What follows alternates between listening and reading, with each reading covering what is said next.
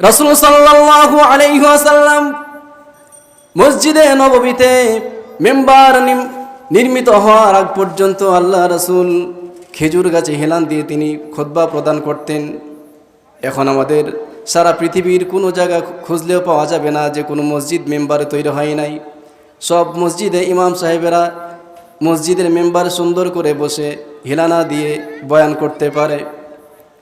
আল্লাহ রাসূল সাল্লাল্লাহু আলাইহি ওয়াসাল্লাম মসজিদ নববীর মেম্বার নির্মিত হয় নাই ততক্ষণ পর্যন্ত তিনি খেজুর গাছে হেলানা দিয়ে খুতবা প্রদান করতেন। সাহাবায়ে কেরাম চিন্তা করলেন, আমাদের রাসূল সাল্লাল্লাহু আলাইহি ওয়াসাল্লামের কষ্ট হয়, খেজুর গাছে হেলানা দিয়ে কথা বলতে কষ্ট হয়, এই জন্য রাসূল সাল্লাল্লাহু আলাইহি ওয়াসাল্লাম তিনাকে একটি মেম্বার নির্মিত করে দিলেন, যে মেম্বারে তিনি বসে খুতবা প্রদান করবেন। এরকমভাবে তিনি খুতবা প্রদান করা যখন শুরু করলেন, মেম্বারে বসে পাশে থেকে গুনগুন আওয়াজ আসা শুরু হয়ে গেল। লামিয়াতুল মুজিজা সেই কিতাবের মধ্যে এরকম করে বলা হয়েছে, হান্না জিজউন নাখলি ইযা হাল্লা বিহি মিন মাসাবিল হিজরি হুজনুন ওয়া খাবাল ضمه بالصدر فاستسلى به كصبي بلبن يشتغل وأسر بكلام فارتضى كونه في الخلد غرسا وامتثل। রাসূল সাল্লাল্লাহু আলাইহি ওয়াসাল্লাম মিম্বরে বসে কথা বলতেছেন।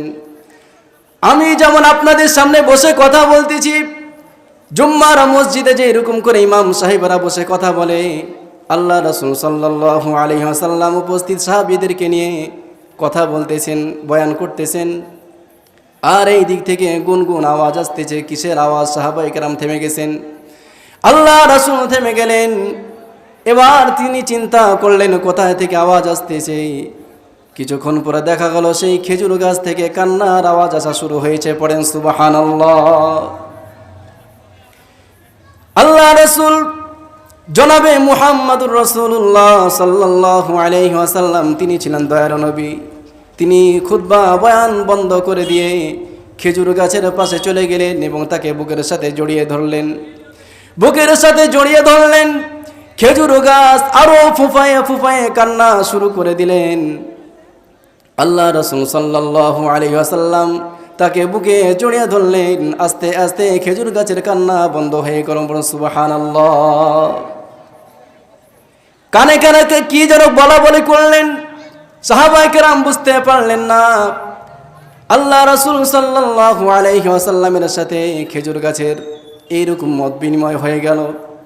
ছোট্ট বাচ্চা যখন কান্না করে দুধ খাওয়ার জন্য, ওই ছোট্ট বাচ্চাকে তার মা যখন তাকে দুধ পান করার জন্য বুকে নেয় এবং দুধটা যখন তার মুখে তুলে দেওয়া হয়, ওই বাচ্চা দুধ খেতে খেতে যেমন করে ঘুমিয়ে পড়ে, খেজুর গাছটাও আল্লাহ রাসূলের বুকের সাথে জড়িয়ে থেকে ওই খেজুর গাছের গুনগুন আওয়াজ বন্ধ হয়ে গেল। বলেন সুবহানাল্লাহ। আল্লাহ রাসূল সাল্লাল্লাহু আলাইহি ওয়াসাল্লাম তাকে বললেন, ও খেজুরের গাছ, তুমি কান্না করো না, তুমি কান্না করো না, তোমার জন্য দুইটা সুযোগ। তুমি কি আমার এই মেম্বার হয়ে থাকবা? আমি ওই মেম্বার বাদ দিয়ে দিব, তোমার পাশে হেলান দিয়ে কথা বলবো, এটা তুমি চাও? নাকি তুমি জান্নাতের বাগানে তুমি কি খেজুর গাছ হিসেবে থাকতে চাও?